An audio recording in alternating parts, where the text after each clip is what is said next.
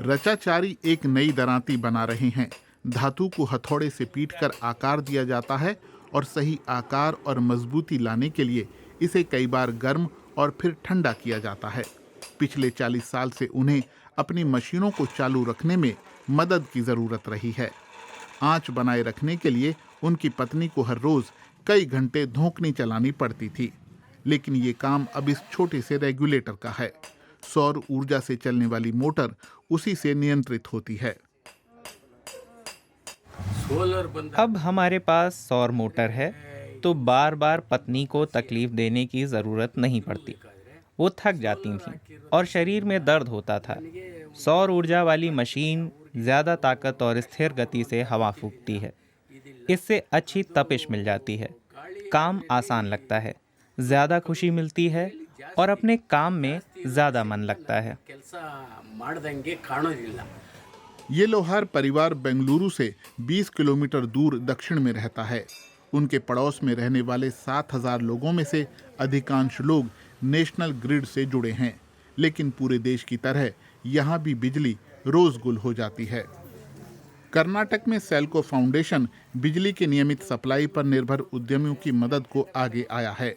इन छोटे उद्यमियों को सौर ऊर्जा वाली मशीनें खरीदने में मदद मिली है।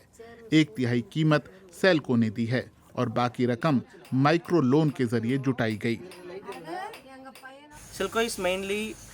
सेल्को फाउंडेशन बैंकों और दूसरे वित्तीय संस्थानों के साथ मिलकर काम कर रहा है। हम लोग मुख्य रूप से ये देख रहे हैं कि कौन सी स्कीमें किसी खास जीविका के लिए उपलब्ध हैं। हम लोग समुदायों को अपनी ज़रूरत की स्कीमें लेने में मदद करते हैं। कमर्शियल और सहकारी बैंकों से वित्तीय मदद भी दिलाते हैं।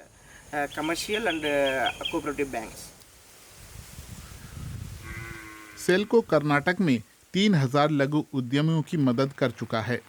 डेयरी किसान सदाशिव ने अपनी छत पर बड़े सोलर पैनल लगाए हैं ताकि बिजली जाने पर काम न रुके और जीवाश्म ईंधन पर निर्भर न रहना पड़े। बारिश में भी वो सौर ऊर्जा इस्तेमाल कर लेते हैं जो बैटरी में जमा होती है। दूध दूहने वाली मशीन को चलाने के लिए तेल पर उनका बहुत पैसा लग जाता था। हर रोज 1 लीटर ईंधन खप जाता था।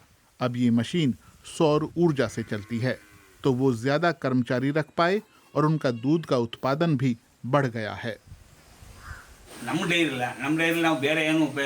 अपने डेयरी फार्म में हम गाय का गोबर हटाने और दूध दूहने में सौर ऊर्जा का इस्तेमाल करते हैं। हमने लाइटें भी लगा दी हैं। चीज़ें अब पहले से बेहतर हैं।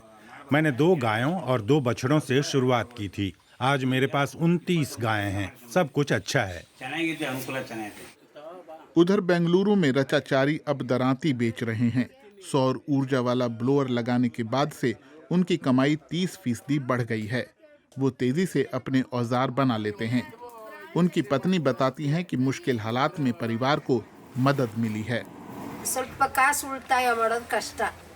पहले पैसा बचाना मुश्किल था। महामारी के बाद बच्चों का काम भी छूट गया था। उन्हें किसी ने काम पर नहीं रखा, लेकिन इस सौर मोटर ने हमारे परिवार को भूखों मरने से बचा लिया।